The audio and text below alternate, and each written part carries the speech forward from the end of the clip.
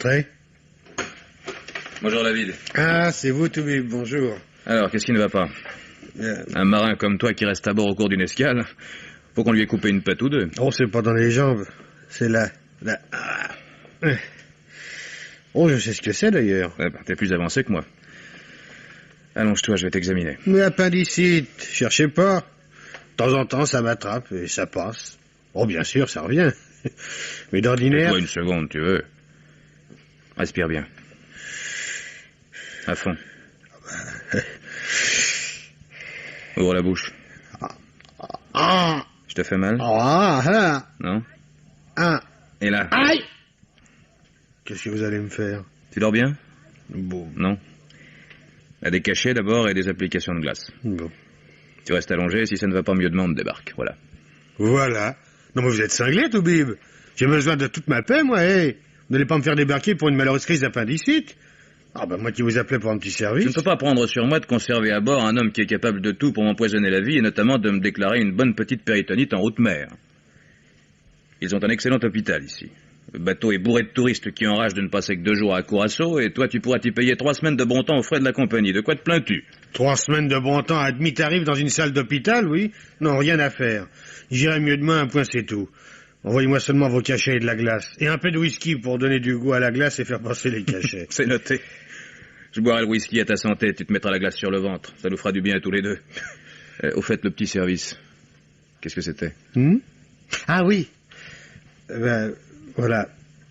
J'ai une petite camarade à Miami.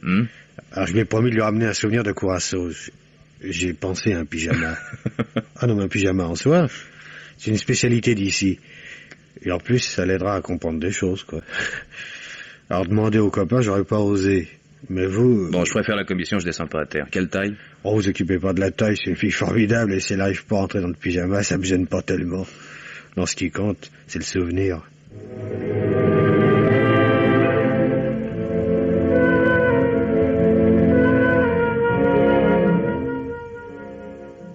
Je suis navrée, docteur, mais j'attends une visite à bord et je ne peux pas descendre à terre. Quelque envie que j'ai de vous être agréable. Mais généralement, vous savez, on le dit plutôt avec des fleurs. Un pyjama, c'est au bord de l'incorrection comme cadeau pour une dame. Enfin, Clara est assez évoluée, j'imagine. Oh, Miss Victor, je vous dis et je vous répète qu'il s'agit d'une commission. Que de toute manière, il ne me viendrait pas personnellement à l'idée de choisir ce genre de... Oh, mais je vous taquine, ne vous emballez pas, docteur. Non, mais Oui, bon... Pour ce qui est de Clara, Miss Victor, j'aimerais mettre les choses nettement au point. C'est une passagère et je suis le médecin du bord. Les usages de la navigation m'obligent à lui témoigner un intérêt poli, mais je ne suis pas responsable de l'attitude extravagante de Clara Kett à mon égard. J'ai eu le tort de ne pas la décourager, soit, ceci dit... Ceci dit, docteur, nous sommes seuls. J'ai beaucoup de sympathie pour vous, et je vais vous éviter de gros mensonges dont vous me tiendriez rigueur ensuite. Oh, Si.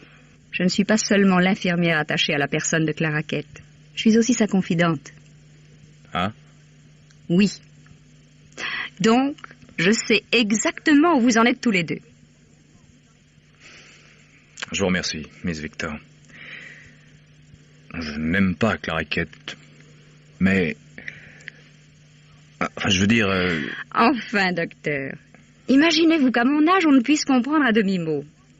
Vous n'aimez pas Clara, mais... Voilà, c'est tout simple. Aussi simple que ça. Vous êtes merveilleuse, je ne l'aime pas, mais... J'ai d'ailleurs l'intention de lui signifier qu'entre nous, il est temps d'élargir les distances. Puisque vous la connaissez bien, quelle sera son attitude? Peinée? Vexée? Je vais être franche, docteur. Encore? Quelle mouche vous a piqué de choisir Clara parmi les dizaines de passagères, toutes plus sensibles les unes que les autres au charme du médecin du bord? Je n'ai pas choisi. Moi aussi, je vais être franc. Inconsciemment, je pense, j'ai été attiré par une femme qui ressemblait à une autre femme. J'ai été marié, Miss Victor. Oh, excusez-moi. Il y a quelque chose d'étrange et de fascinant dans la ressemblance physique des êtres. Clara est une image vivante de ma femme. Vivante? Une image vivante. Vous voulez dire... Je croyais que vous étiez en âge de comprendre à demi-mot. Je vous demande pardon. Je n'ai pas seulement été marié, Miss Victor, mais il s'agissait d'une histoire d'amour. D'un mariage d'amour. C'est-à-dire un grand bonheur qui tourne mal. Si vous le permettez, nous pourrions revenir à d'autres sujets de conversation moins pénibles pour moi. Par exemple, cette poupée, je n'avais pas remarqué. Vous jouez encore à la poupée? Ah, j'aimerais en avoir le temps. Mais celle-ci ne m'appartient pas. C'est la vilaine fille de la petite Judy. Vous savez, la petite Collins. Elle s'appelle Linda. Ou Gloria, je ne sais plus. Il y a 2 poupées jumelles. Et celle-ci n'a pas été sage. Alors Judy me l'a confiée tandis qu'elle promène l'autre dans la ville. Oh, si vous attendez quelqu'un, je vous gêne peut-être, Miss Victor. Non, non.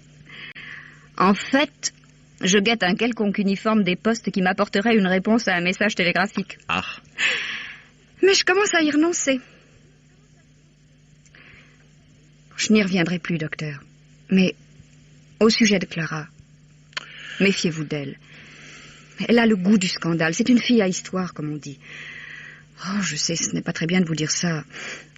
Au fond, elle paie mon voyage. Je ne comprends pas très bien quels sont vos rapports. Si vous êtes infirmière à son service, ce n'est pas votre patron qui vous paie? Et ce sont les femmes qui ont la réputation d'être curieuses. Non, vous avez raison, c'est un cas particulier. Le docteur Brown n'est pas un patron comme les autres. Non seulement il me paie mes appointements normaux, mais encore a-t-il exigé de Clara qu'elle prenne à sa charge les suppléments que représentent les frais de cette croisière. C'est chic de sa part, non? Il pouvait exiger de Clara? Ah, il faut croire. C'est un extraordinaire neurologue. Attention, voici Clara. Qu'elle ne nous aperçoive pas ensemble, elle me fera une scène. Non, elle ne nous a pas vus. Et elle n'est pas seule, d'ailleurs. Vous connaissez le type qui est avec elle? C'est un passager? Oui, docteur. Un nouveau passager, si je ne me trompe. Et qui ne vient pas pour son plaisir. L'ancien mari de Clara. Gordon Kate en personne. Je vous laisse, voici notre bon Griffin. Il vous tiendra compagnie. Oh, mais rendez-moi la poupée, s'il vous plaît. Merci. Et n'oubliez pas, Clara est dangereuse. Miss Victor! Elle ne vous écoutera pas, mon vieux. Elle ne vous écoutera plus.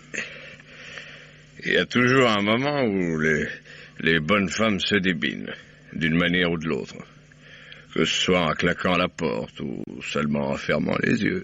Si je vous raconte... Allons, Griffin, ne me racontez rien. Je crois que vous avez encore bu 6 ou 7 bouteilles de plus que vous n'auriez dû. Non mais dites donc, Toubib, je suis parfaitement lucide. Et surtout quand je parle des bonnes femmes. L'animal féminin... Oui, est parfait. Mais comme je ne vois pas très bien ce qu'un détective pourrait apprendre à un médecin concernant ses charmantes compagnes... Des tas de trucs, docteur Gilbert. Des tas... Sauf le coup du chloroforme. Qu'est-ce que vous dites? Expliquez-vous, Griffin. J'exige que vous... Le coup du chloroforme. Vous savez bien. Quand vous avez assassiné votre femme, Toubib, c'est comme ça que vous vous y êtes pris. Le coup du chloroforme.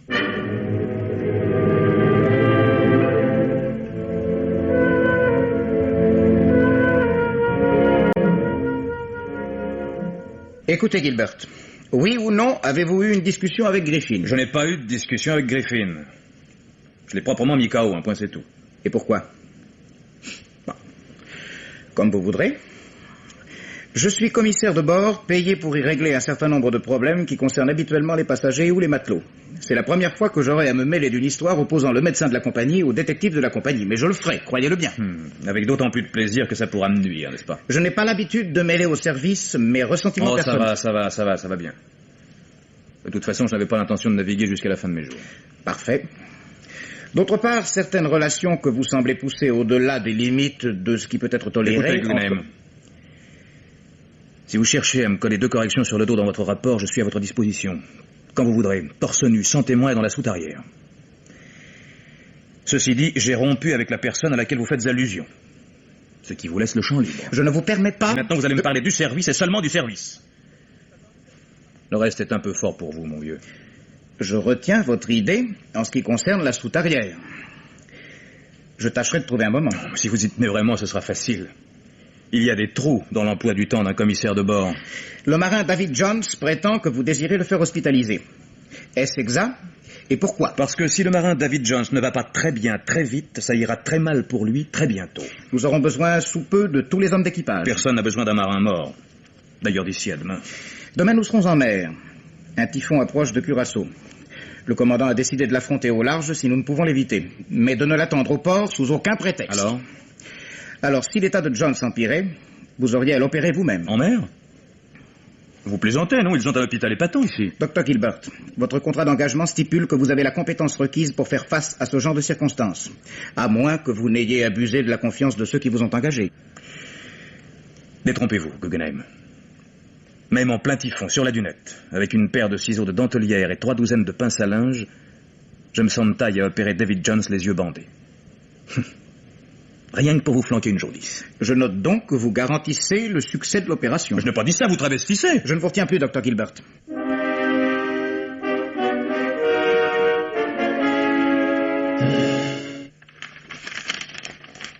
Ça vous va comme ça, Toubib? Voyons. Je vais sous-signer. David Jones autorise le docteur Lewis Gilbert à pratiquer sur moi l'opération de l'appendicectomie. Tiens. J'aurais dû te l'épeler parce que vraiment tu m'as écrit ça. Oh, bah. Enfin, dans les conditions que peuvent lui imposer les circonstances, etc. Ça te fait rire, toi? Ben oui, vous avez la trouille. C'est moi le cobaye, c'est vous qui avez la trouille, alors forcément... Si je dois t'opérer, je veux pouvoir montrer ton autorisation à la famille. Le jour des obsèques. Eh ben, vous aurez pas à m'opérer. Non. Je me suis levé hier. Comment? Mais je t'avais interdit... Oh, une promenade, juste pour voir. Juste un petit tour sur la plage arrière. Et alors, vous saurez jamais comme ça m'a fait du bien, cette promenade. Oh, je suis plus le même homme, Toubib. La maladie, rhume, colique, appendix, n'importe quoi, c'est toujours du moral que ça vient. Ah, mais si, Toubib, mais si, renseignez-vous, toujours. Et moi, maintenant, j'ai un moral de centenaire.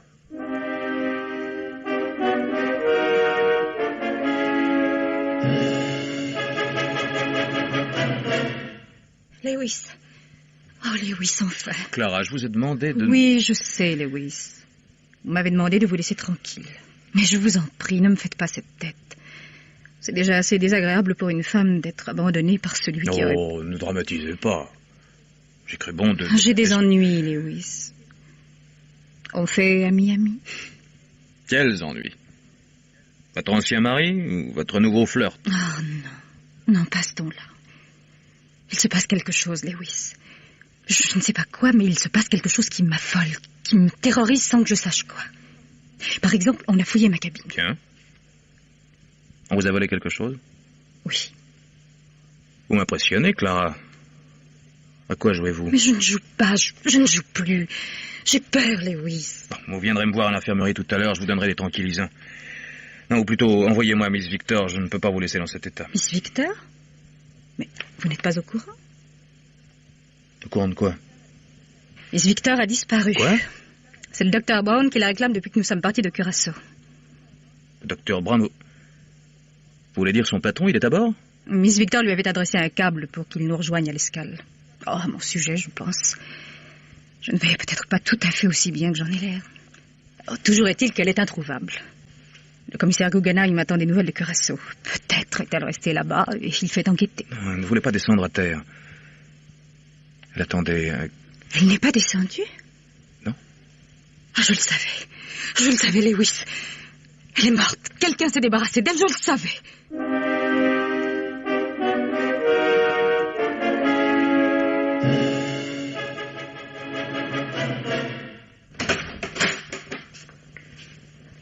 Ça, alors qu'est-ce que vous faites dans ma cabine, Griffin?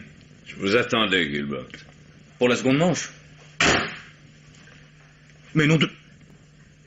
Mais vous avez fouillé ma cabine? Non.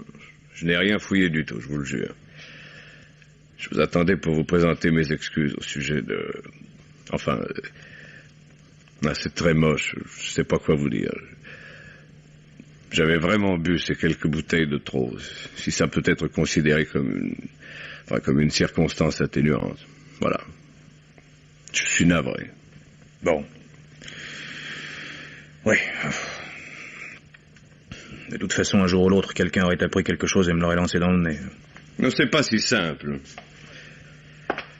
Je peux rester une minute? Allez-y, asseyez-vous. Cigarette? Oui, merci. On vous a vraiment fouillé? Je veux dire la cabine. Écoutez, Griffin, ou bien vous êtes en train de vous foutre de moi, ou bien vous êtes un assez brave bougre, trop bien informé qui... Oh, zut, je sens que des tas d'ennuis vont recommencer. Je croyais être quitte avec la police, la justice, la mémoire. Bon. Oui, on a fouillé ma cabine. À vous. Qu'est-ce qui n'est pas si simple? Je ne vous ai jamais dit que j'étais le détective privé de l'hôtel Westbrook à l'époque où votre femme a été assassinée. Comment vous? C'est le petit Jordan. Oui. Le petit Jordan a collaboré à l'enquête avec les services de police et c'est lui qui a témoigné au procès. Mais Jordan n'était que mon assistant. Le détective en titre, c'était moi. Je comprends pas. Je comprends rien. J'étais en congé quand votre affaire a eu lieu. Depuis plus de 10 ans, j'attendais qu'il se passe quelque chose dans cette bâtisse. Mais en dehors des adultères et des vols de sac à main, rien. Et la première fois qu'on se paye un bon crime, solide, intéressant, une jolie rousse étranglée avec la laisse de son chien dans sa chambre... Oh, j'oubliais que vous connaissez l'histoire aussi bien que moi. Oh, je commence à me demander si je la connais aussi bien que vous. J'ai suivi le procès, et pour d'autres raisons que celles du jury, je vous ai acquitté, moi aussi. Merci. Attendez. Je vous ai acquitté parce que... Vraiment, ils avaient de quoi vous envoyer à la chaise. C'est seulement faute de preuves formelles qu'ils vous ont relâché. Moi, c'est parce que j'ai raisonné de la façon suivante. Ou bien, ce type-là, vous, est extraordinairement intelligent et il s'est mis dans une situation difficile pour que le jury soit impressionné par son côté malchanceux, guignard, manque d'alibi. C'était astucieux, hein, la preuve. Ou bien ce type-là n'est pas extraordinairement intelligent, auquel cas il n'est pas coupable. Parce que le crime est remarquable. Vous me suivez? Je vous en supplie, Griffin, soyez franc. Est-ce que vous avez encore trop bu? Non. Non, je me suis attaché à votre personne. Vous avez renoncé à votre cabinet médical, vous vous êtes fait engager ici comme médecin navigant. Moi, j'ai démissionné de l'hôtel Westbrook et je me suis fait engager comme détective du bord. Est-ce que cette révélation vous aide à comprendre? Oui, c'est vrai, vous êtes arrivé... 3 semaines après vous. Depuis 11 mois, je vous observe. Je vous surveille. Vous êtes innocent, docteur Gilbert. Ah. Parce que je ne suis pas extraordinairement intelligent. Exact. Très intelligent. Et pas plus. Enfin, pas maladivement, si vous préférez. Vous avez des impulsions incontrôlées, vous faites de grosses erreurs au bridge, vous ne dissimulez vos sentiments pour personne, etc., etc. Maintenant, vous savez tout. Presque tout. Oh. Allez-y, au point où j'en suis. Il y a une règle d'or dans notre métier. Ne jamais se fier à ses seuls sentiments. Je vous suppose donc innocent, mais avouez-le, c'est très généreux de ma part. Je resterai donc accroché à vos basques, jusqu'à ce que la vérité m'apparaisse d'une manière évidente. Après tout, on vous a fait bénéficier du doute. Si vous devez commettre une erreur, c'est très bientôt que vous la commettrez. En vous informant, j'ai secoué votre quiétude. Vous allez vous méfier de moi. Gare, mon cher. Gare. Je n'étais pas tellement ivre hier soir, voyez-vous. Je n'y arrive plus. Mais je sais encore faire semblant. À plus tard, docteur Gilbert. Je vous laisse à vos réflexions.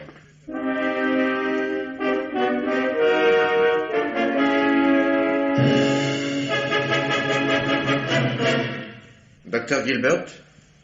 C'est moi-même, oui. Docteur Brown. Ah, enchanté, docteur.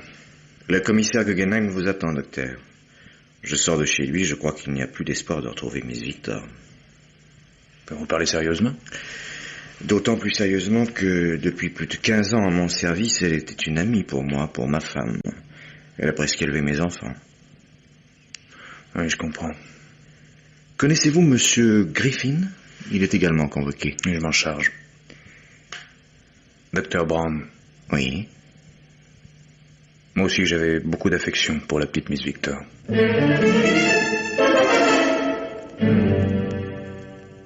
Bon, eh bien, nous disons... Parfait. Bon. Si vous êtes d'accord sur les termes de ce rapport, signez tous deux et datez. Je ne signerai rien du tout, commissaire. J'ai provoqué le docteur étant moi-même en état d'ivresse. Eh bien, ne signez pas, peu importe. Ce n'est que facultatif. Moi, je signe. Vous n'avez pas l'intention de changer de compagnie, Guggenheim? Non. Alors je signe. Et bien sûr, je débarque à l'arrivée. Ah, dans ce cas, je signe aussi. Et je débarque également. C'est une convention entre le docteur Gilbert et moi que désormais nous ne nous quittons plus.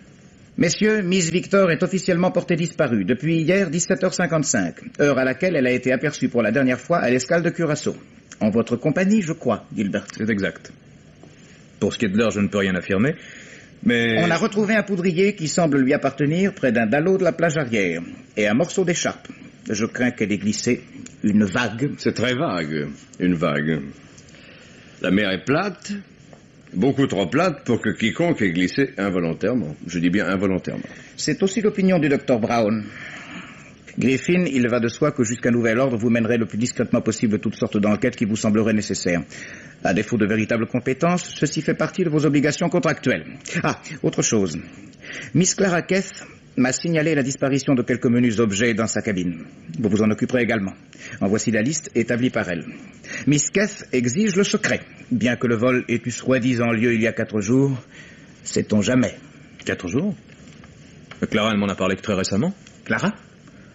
Je croyais vous avoir fait comprendre, docteur... Griffin vous dira à quel point je suis inintelligent. Ah, et soyez gentil, Guggenheim.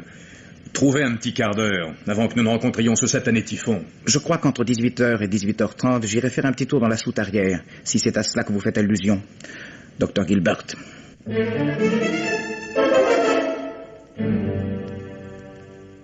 Eh bien, David, alors, ça va pas mieux? Ce fameux moral. Ah ben, je sais pas. Le moral, il est magnifique, le moral.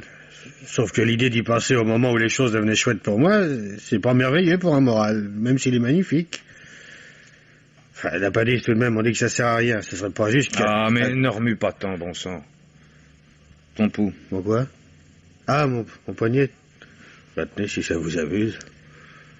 Il y a longtemps que tu navigues? Oui, et c'est fini, hein. À l'arrivée, je pose mon sac à terre et je file ma petite copine dans son pyjama et je m'établis dans un petit bar sur la côte. Vers Miami, mais je sais où. Mais au fait, ce pyjama, je l'ai pas vu, moi. Où est-il? Ah, je le vois. Mais il touchait pas, bon sang! Non, c'est rien, tout un petit coup de fièvre. Puis ça tombe tout de suite après. Je vais te faire une piqûre. Encore? Enfin, allez-y. C'est juste un mauvais moment à passer avant les bons. Enfin, si je m'en sors. Mais... Docteur Gilbert. Et alors, Griffin, que se passe-t-il? Vous avez cassé votre dernière bouteille de Bourbon? Non. Une seconde, David. Mais vite, hein. C'est au sujet de Miss Victor? Non, Clara. Quoi, Clara? Qu'est-ce que ça veut dire, Clara? Étranglée dans sa cabine, avec la ceinture de sa robe de chambre.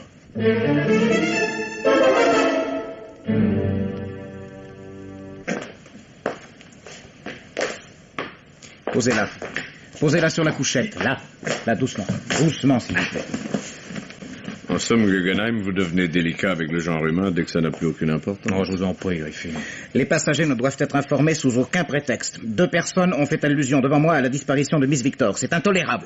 En conséquence, Griffin, vous êtes dégagé de vos obligations professionnelles. Je me charge personnellement de l'enquête. Et des 2 enquêtes. Mais dites donc. J'ai câblé à la compagnie qui est d'accord. Vous êtes suspendu de vos fonctions, Griffin, jusqu'à ce que la commission de discipline se soit prononcée sur votre cas. Suspendu avec traitement, cela va de soi. Le constat de décès précise... Je n'ai pas encore fait de constat. J'ai demandé au docteur Brown de s'en charger. Quoi? Cette femme a été étranglée, Gilbert. Elle aussi. Que voulez-vous dire? Je veux dire que le commandant, compte tenu des circonstances, m'a remis votre dossier personnel. Vous comprenez, je pense. Mon Dieu. Vous êtes ignoble, Guggenheim. Le constat de décès précise que la victime a été étranglée vers 11h30 ce matin, probablement par surprise. Aucune trace de lutte, la ceinture de la robe de chambre est l'instrument du crime. Que faisiez-vous ce matin vers 11h30, Dr. Gilbert?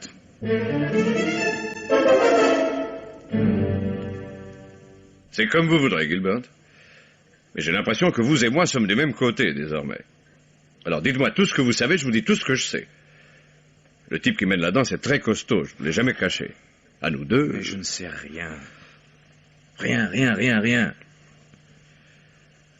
À 11h30, j'étais quelque part sur le bateau en train de distribuer des conseils et des pastilles contre le mal de mer à une bande de joyeux touristes penchés sur la rambarde, et dont pas un n'était en état d'identifier son propre père.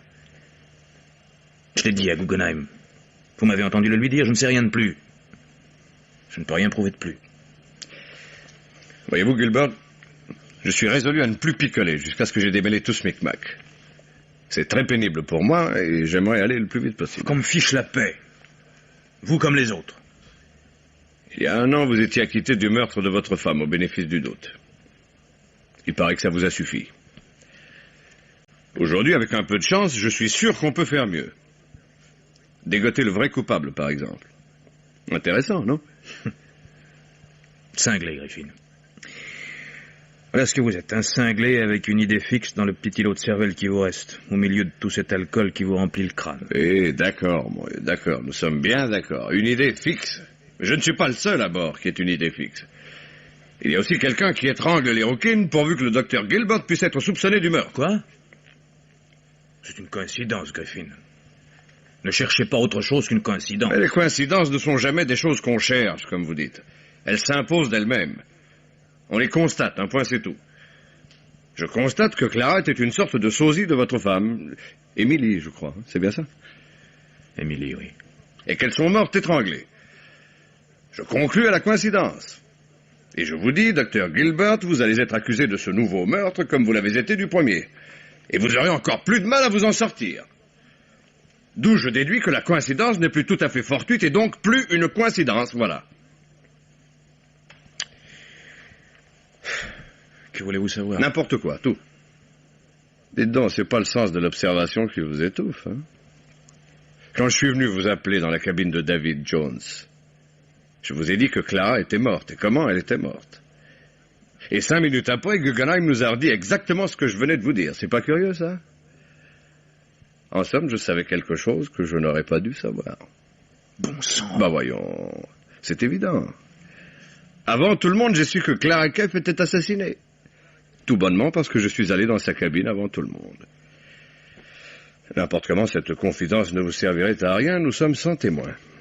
Vous êtes le diable ou quoi, Griffin? Non, un cousin, un petit cousin. Ouf, je sens que maintenant nous allons nous entendre. Eh bien, parlons d'abord d'Émilie, s'il vous plaît. Elle me trompait. Je n'avais aucune preuve, mais depuis j'ai appris que ce n'était pas un simple pressentiment. Émilie me trompait vraiment. Le soir du crime... Ah, vous aussi, Doc, vous vous embarquez dans la littérature. Comment dois-je dire? Non, évidemment. Le soir du crime, j'ai voulu en avoir le cœur net. J'ai reçu un coup terrible. Pour la première fois de ma vie, je me suis saoulé à mort. C'est un souvenir horrible. Oui, la première fois, c'est horrible. Quand les bars ont fermé, je me suis acheté de l'alcool. Et j'ai fini de m'abrutir à la bouteille dans Central Park. Les flics m'ont ramassé à l'aube. Émilie était morte. J'étais incapable de me souvenir de quoi que ce soit depuis que j'avais quitté l'hôtel. J'étais sonné, quoi. Ouais. Vous n'aviez pas d'alibi. L'assassin avec le reformé sa victime et vous êtes médecin. Mais il y a tout un faisceau de charges plus subtiles qu'on vous a mises sur le dos au cours du procès. Non, je pense à la mise en scène, par exemple. Les meubles renversés sans que personne n'ait rien entendu, les objets volés dans le sac. C'est idiot. Ou bien j'agissais sous le coup de la colère et je ne faisais pas de mise en scène et je ne me baladais pas avec un flacon de chloroforme. Ou bien je pensais au chloroforme et à la mise en scène, je préméditais mon coup, mais alors je n'allais pas me montrer au bureau de l'hôtel comme un imbécile de mari qui fait une enquête sur l'épouse volage. Oui, en gros, c'est là-dessus que le jury a établi son verdict d'acquittement. Vous ne m'apprenez rien. Qu'est-ce qu'on a volé exactement dans le sac de votre femme? Dont je sois certain, un briquet, la clé de sa chambre à son numéro, 47. Un clip en or, des titres bancaires.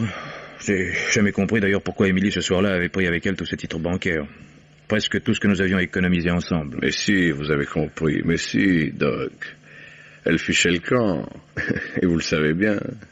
Elle vous plaquait en embarquant la galette. Si elle vous avait dit la vérité, qu'auriez-vous fait, Doc? Oh, je crois que je l'aurais tué, oui, Griffin. Même si c'est ça que vous espériez me faire dire. Exactement. C'est à cause de ce genre de réaction que je vous sais innocent. Bon. Alors, parlons de Clara Kate maintenant, voulez-vous? C'est sans rapport. Ne croyez pas ça, Doc, ne croyez pas ça. Je l'ai vue morte le premier, et savez-vous pourquoi? Parce que j'allais l'interviewer sérieusement sur la mort d'Emily Gilbert, figurez-vous. Je savais bien que j'allais vous intéresser. Il y a bien des coins du voile que Miss Clara aurait pu soulever si on lui avait laissé le temps de s'exprimer. Je tiens ici la liste des objets dont elle avait constaté la disparition. Écoutez, c'est très instructif. Un poudrier, un tube à rouge à lèvres, un briquet aux initiales E.G. Non. Si. De sa main même. Un briquet avec des initiales qui correspondent à celles de votre femme, et pas du tout à celles de Clara Kate. Un clip en or et une clé. Vous devinez à quel numéro? Il ne manque que les titres bancaires. Mais c'est insensé. Enfin, pourquoi, Clara? Mon Dieu, je me souviens. Elle m'a parlé de ce vol. Vous êtes bien le dernier à qui je pourrais dire qu'on m'a volé. Ah, vous voyez. Il y avait une raison, si ces objets ont bien appartenu à votre femme, pour que Clara Kate les détienne en sa possession. C'est qu'à l'époque du meurtre, elle était cliente de l'hôtel Westbrook. Et ça, je l'ai toujours su, docteur. Et elle a toujours su que je le savais. Pauvre Clara. Je ne sais pas comment ils sont devenus sa propriété. Lorsque nous saurons ça, nous saurons tout, je pense. Mais elle les avait. Et je crois pouvoir affirmer qu'elle s'en servait pour faire chanter quelqu'un. Qu'il lui a harponné. Non, si cela était, pourquoi la tuer précisément lorsqu'elle devenait inoffensive? Non, quelqu'un qui ne savait pas qu'elle ne les possédait plus. Au contraire. Enfin, l'assassin n'est pas le voleur, si vous préférez. Ah, je m'y perds. Oui, non, mais moi aussi, mais tout ça va se mettre tranquillement en place, vous verrez. Vous verrez. Il y a autre chose. La principale pièce à conviction de votre procès était un calepin sur lequel votre femme avait noté de nombreux rendez-vous avec un mystérieux G. Dîner avec G, théâtre avec G, etc., etc. Les membres du jury vous ont identifié à ce G. Gilbert. Comme s'il venait à l'esprit d'une femme, même infidèle, de noter par l'initiale du nom de famille de son mari les rendez-vous qu'elle aurait avec lui. En vérité, ils n'y ont pas tellement cru. Sur ce point, je n'ai rien à leur reprocher. Oui, bien sûr, bien sûr. Non, mais c'est tout de même effrayant de voir à quel point vous êtes borné, mon vieux.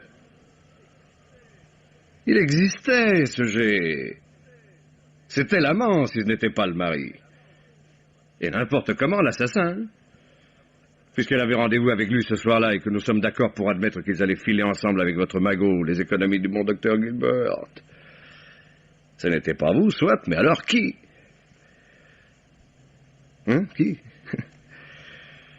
Eh bien, mon cher Doc, si mes théories sont exactes, le mystérieux G est à bord. Il a approché Clara Kate, qui normalement le faisait chanter, mais alors c'est tout simple. Il suffit de rechercher celui dont le nom ou le prénom commence par un G. Exactement. Nous n'avons que l'embarras du choix. Lewis Gilbert, numéro 1, que nous éliminons, hélas. Gordon Cave, numéro 2. L'ex-mari, mon cher, monté à bord à l'escale de Curaçao. Guggenheim, numéro 3. Vous ignorez peut-être, petite surprise, qu'il n'était pas jaloux de vous parce qu'il souhaitait devenir l'amant de Clara, mais parce qu'il avait été cet amant. Et pourquoi pas moi-même, numéro 4, Charlie Griffin, après tout.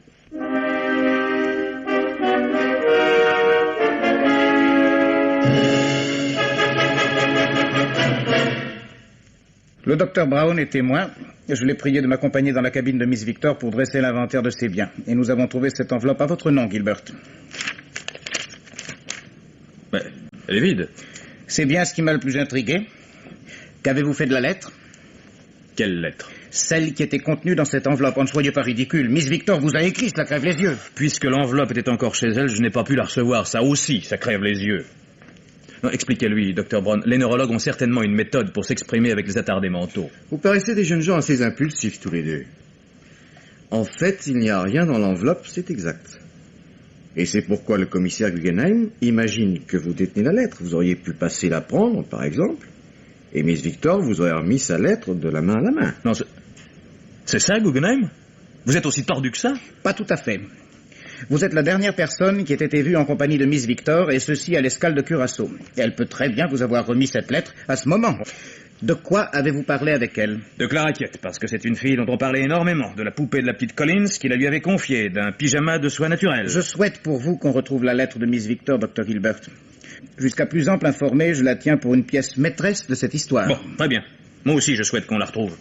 Elle est toutes les pièces maîtresses de toutes les histoires qu'il vous plaira d'imaginer. Ceci dit, le médecin du bord informe le commissaire du bord que l'état du matelot David Jones a empiré et qu'il ne peut plus attendre. Vous n'avez pas à en rendre compte de vos faits et gestes professionnels. Si. Jones n'est pas en très bon état. Si nous approchons du typhon signalé, qu'au moins je ne sois pas surpris en plein milieu d'opération. Ce n'est pas seulement nous qui allons vers ce typhon, c'est aussi lui qui fonce sur nous. Je ferai mon possible. M'aideriez-vous, Dr. Brown?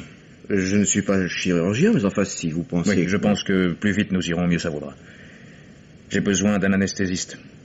Je vous attends dans une demi-heure à l'infirmerie. Au sujet de cette enveloppe, me permettriez-vous une remarque, messieurs? Je vous écoute. Eh bien, je viens de m'apercevoir...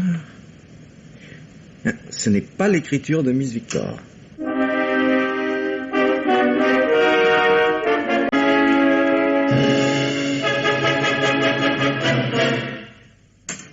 Il avait parfaitement raison, Griffin. D'un coup d'œil, j'ai retrouvé les grands jambages désordonnés de l'écriture de Clara Case. L'enveloppe était peut-être chez Miss Victor, mais c'est Clara qui l'a écrite. Pourquoi? Et qu'avait-elle à me dire? Non, mais vous le faites exprès ou quoi, Doc? Nous avons convenu qu'elle connaissait l'identité de l'assassin, qu'elle possédait contre lui une preuve. Tous les objets volés à votre femme, sauf les titres. Elle ne vous écrivait pas. Elle ne souhaitait pas du tout que cette lettre vous parvienne un jour. C'était un en-cas, si j'ose dire. Un en-cas de malheur. Une dénonciation posthume, comprenez-vous? Si, comme elle le redoutait, il lui arrivait quelque chose. Il y a une hypothèse à laquelle nous n'avons jamais fait allusion, jamais pensé, ni l'un ni l'autre. Et si Clara possédait tous ces objets uniquement parce qu'elle était elle-même l'assassin? Vous n'y avez jamais fait allusion. Mais j'y ai pensé, moi. Non, je l'ai pas retenu. Parce que, après moi, Miss Clara Keff était peut-être la seule personne à bord qui apprécie vraiment le whisky. Mais qu'elle n'en aurait jamais assez bu pour s'étrangler toute seule, par derrière, avec la ceinture de sa robe de chambre. Vous êtes un type assez curieux, Griffin. C'est mon métier d'être curieux. Non, je l'entendais autrement. Oui, moi aussi, mais comme ça ressemblait à un compliment, je n'osais y croire. Dites-moi, ce type que vous allez opérer, il a une chance? Enfin, je veux dire, c'est très délicat. Oh, dans des conditions normales, c'est aussi bénin qu'une ablation des amygdales. Et qu'est-ce qui n'est pas normal? Le typhon, s'il me surprend au milieu du travail. Ah. Vous pouvez rester, vous savez, vous ne nous dérangerez pas. Oh, une goutte de sang me fait tourner de l'œil aussi sûrement qu'un verre d'eau. Merci pour l'invitation. Vous savez, je me suis occupé de Gordon Keff, de mon côté. Hein. Il est malade, mais vraiment malade, depuis le départ du Curaçao, incapable de soulever la tête sur sa couchette. Mais entre autres choses, il m'a appris que c'est lui qui a demandé le divorce. Et qu'il venait relancer Clara au sujet de la pension alimentaire trop élevée. C'est un bon motif, non? Plus de Clara, plus de pension à verser. Alors, il aurait obtenu gain de cause en révision de jugement sans avoir trucidé son épouse. Qu'est-ce que vous cherchez donc encore, là? L'éther pour l'anesthésie. Bon, Dieu, c'est vrai, je suis idiot. Nous ne transportons jamais l'éther sur ces bateaux, trop volatiles. Chloroforme, voilà. C'est un mot qui ne me fait plus aucun effet, mais j'avoue que pendant quelques mois, il m'aurait fait vomir. Oui, moi aussi.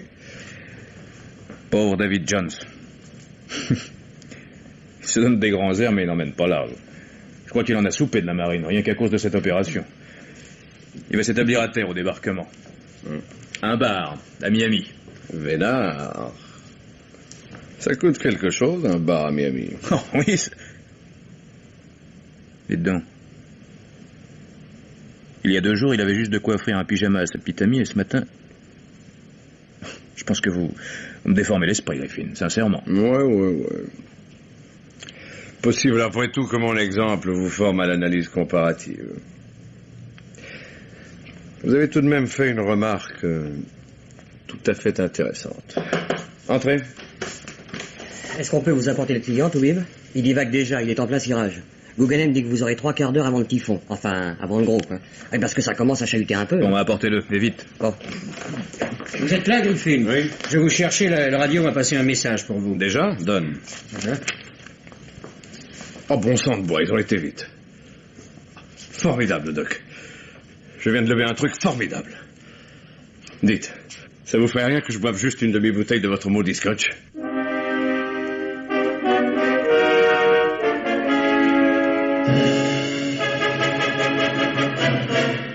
Pince. Coton. Le pouls?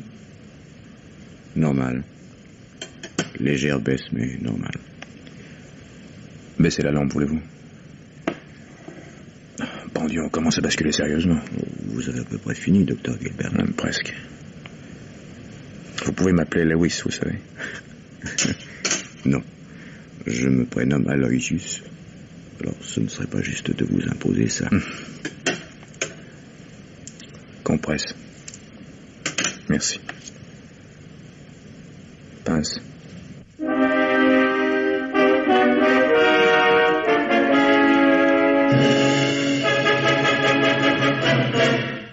Écoutez-moi, Guggenheim, c'est très important. Vous n'êtes pas en état de dire quoi que ce soit d'important, Je Griffin. peux vous dire pourquoi Miss Victor est morte et ça n'a pas d'importance pour vous. Bien. Je vous écoute. Mais d'abord, posez cette poupée, vous êtes grotesque. Ouais, un bon détective ne lâche jamais une pièce à conviction. Miss Victor est morte pour 2 raisons. Premièrement, sa curiosité qui lui a fait ouvrir une lettre qui ne lui était pas destinée. Et deuxièmement, sa loyauté qui lui a fait commettre la seule faute qu'elle n'aurait jamais dû commettre. Demander des explications à l'assassin d'Emily Gilbert, que faisait chanter Clara Keff. Mais c'était tout de même une fille très intelligente que Miss Victor. Elle avait pris la précaution, avant d'en arriver là, de dissimuler les pièces à conviction. Oui, dans cette poupée, j'imagine. Oui, dans cette poupée. Ouvrez-la et vous trouverez dedans un clip en or, une clé, un briquet et une lettre. Si vous n'étiez pas ivre, Griffin, vous auriez pris la précaution de l'ascouer avant cette comédie. Il n'y a rien dedans. Quoi, il n'y a rien? Qu'est-ce que vous... Oh non, de... Oui, bon, on dirait, oui. Non, mais ça ne change rien.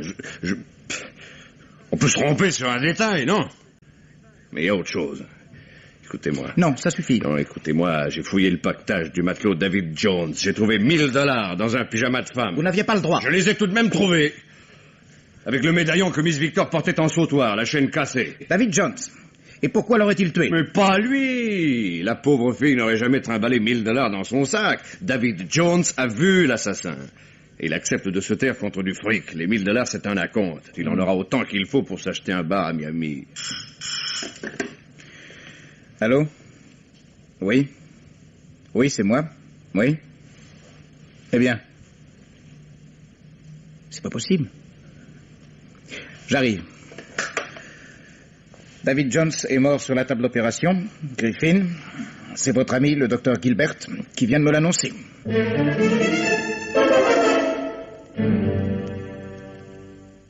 Vous avez fait un massage du cœur. C'est bien ce que vous venez de dire, Gilbert. Oui, et le docteur Brown peut en témoigner. C'est exact, je me porte garant que le docteur Gilbert a tout tenté pour sauver son patient. Seigneur, vous avez vraiment tenu ce cœur vivant dans votre main? Il ne donnait plus signe de vie. Il suffisait de serrer un peu fort. Vous êtes le dernier homme qu'on ait vu en la compagnie de la petite Miss Victor. Et vous avez tenu dans votre main le cœur du seul témoin qui pouvait vous accuser de l'avoir assassiné. Et ce témoin est mort. Guggenheim, je vous interdis. Monsieur, je me joins à la protestation du docteur Gilbert. Ce que vous avez dit est ignoble. Et ce que vous avez fait, docteur Brown, c'est quoi? Quel qualificatif employeriez-vous pour l'assassinat de 3 femmes? Sortez, Griffin. C'est bien contre moi que vous lancez cette accusation stupide? De toute évidence, ce monsieur n'a plus le sens commun. Sens commun ou pas, je m'en fous, Griffin. Videz votre sac. Là où je suis, c'est l'enfer. Dites n'importe quoi, mais que quelque chose arrive. Rassurez-vous, il va dire n'importe quoi, il a commencé d'ailleurs. Docteur Brown, il y a 1 an, vous avez assassiné Emily Gilbert. Mais... Oui. Sans votre permission, je me suis beaucoup servi de la radio ce dernier jour. Guggenheim. Et c'est ce qui me permet d'avancer ce que j'avance. Nous cherchions un G, Doc. Hein? Le mystérieux G du calepin de votre femme. C'est lui, c'est lui. Aloysius Brand. Vous voyez bien que c'est rempli de G. Miss Victor m'avait dit beaucoup de bien de vous, Brand. Très admirative. Son patron sortait de Princeton et elle ne manquait jamais de le signaler. Eh bien, ils ont une amicale d'anciens élèves dont le secrétariat fonctionne admirablement à Princeton. Et un fichier. Et moi, j'ai du génie. Parce que vous étiez 3 Brown au temps béni de vos études, mon cher. Et pour vous distinguer les uns des autres, vous portiez en surnom l'état d'origine de chacun d'entre vous. Arkansas Brown, Milwaukee Brown et Georgie Brown, natif d'Atlanta. Georgie, c'est-à-dire vous. Et ça, Georgie, ça commence par un G. Et ça plaît aux dames, Georgie. Et vous étiez l'amant d'Emily Gilbert. Il est fou, il est absolument dément. Mais vous étiez aussi celui de Clara. C'est Gordon Keefe qui me l'a dit. Je lui promettais un remède contre le mal de mer et entre 2 nausées, il m'a lâché le morceau. Vous étiez l'amant de 2 femmes et ça devenait extrêmement compliqué. Un ménage, des enfants, le cabinet médical et ces 2 bonnes femmes qui ne voulaient rien entendre. Alors vous en liquidez une. Pour égarer plus ou moins les soupçons, vous embarquez divers objets que l'autre découvre, les journaux l'aident à comprendre qui vous êtes, elle vous lâche. Mais par peur, elle emporte avec elle les pièces à conviction. Et Miss Victor devient par vos soins son infirmière attitrée, de sorte que vous êtes toujours informé des déplacements de Clara, où qu'elle aille. Clara le sait. Elle vous tient aussi solidement que vous la tenez. Ça pourrait durer 10 ans. Mais un jour, la petite Miss Victor, qui a le libre accès de la cabine de Clara, découvre le poteau rose, une lettre pour vous, Dr. Gilbert. Je pense qu'elle a tourné autour 1000 fois avant de l'ouvrir. Elle avait de l'amitié pour vous. Elle imaginait une coquetterie de Clara, un service à vous rendre, allez savoir. Tout, sauf ce qu'elle y trouve. La dénonciation de l'homme qu'elle admirait le plus au monde, son patron, le très honorable Dr. Brown. C'est une fille loyale, Miss Victor, nette, malgré son geste indiscret. Alors elle vous demande des explications. J'ai consulté hier le cahier des messages à bord. Une simple délégation aurait suffi à la convaincre. Mais vous arrivez, en chair et en os. Puisque Miss Victor est en possession des armes que détenait Clara contre vous, vous allez les réclamer à Miss Victor et le tour sera joué. Or, elle ne les possédait plus. Elle avait eu la prudence, bien imprudente Miss Victor, la prudence de les dissimuler dans cette poupée. Mais Griffin, vous savez bien... La ferme-vous! Vous vous affolez d'autant plus que vous n'avez pas su la convaincre de votre innocence. Au lieu de nier, vous plaidez. Et vous l'achetez par-dessus bord au moment où le malheureux David Jones vient en douce faire une petite promenade. Ce qui vous coûte $1000 et la perspective d'une seconde chaîne de chantage. Ah, c'est... On croit... Vas-y, Griffin. Et j'espère tenir jusqu'au bout, mais bon Dieu, quelle soif. Vous devez absolument récupérer votre bien, Brown. Vous ne repartirez pas sans lui. Vous liquidez Clara pour fouiller commodément la cabine. Ou bien c'est elle qui vous surprend, le résultat elle-même. Mais si tout cela tenait debout, il resterait ce malheureux marin, celui-là. Je le regrette pour vous, il est malaisé de m'imputer sa disparition prématurée. Peut-être pas. Le chloroforme. Vous ne pouviez pas l'empêcher, Guggenheim. Oh, je m'excuse, docteur Gilbert, une maladresse de ma part. Une maladresse. Et personne ne pourra plus jamais prouver que vous avez administré une dose mortelle à Jones. Le flacon est renversé, ce qu'il en restait n'est plus mesurable. Messieurs, tout cet échafaudage subtil ne repose malheureusement sur aucune preuve. À votre sourire, Brown, je vois que vous savez déjà qu'il n'y a rien dans cette poupée. Comme vous avez cru deviner avant moi qu'elle était devenue la cachette insolite de Miss Victor. C'est vous qui l'avez mis sur la piste, Gilbert. Mais oui, sur une question de Guggenheim. Vous êtes le dernier qu'on ait eu avec Miss Victor. De quoi avez-vous parlé, docteur Gilbert? Et vous avez cité cette fameuse poupée, Oui. Gilbert, et j'ai vu votre regard, Brown. Mais je n'ai compris qu'ensuite. Il n'y a rien là-dedans, c'est vrai. Nous manquons de preuves, c'est également vrai, mais nous avons deux choses dans notre camp que vous ne pourrez pas étrangler, Brown. De fortes présomptions est tout le temps nécessaire. Mieux que ça, Griffin, mieux que ça. Il y avait deux poupées. Deux poupées jumelles. Et celle de Miss Victor avait un petit nœud rouge dans les cheveux. Bravo, Doc, bravo. Arrêtez-le! Rendez! Arrêtez, Dr. Brown! Brown! Arrêtez-le! Alors, Guggenheim. Il a passé par-dessus bord. Une vague l'a jeté contre la coque, probablement tué sur le coup.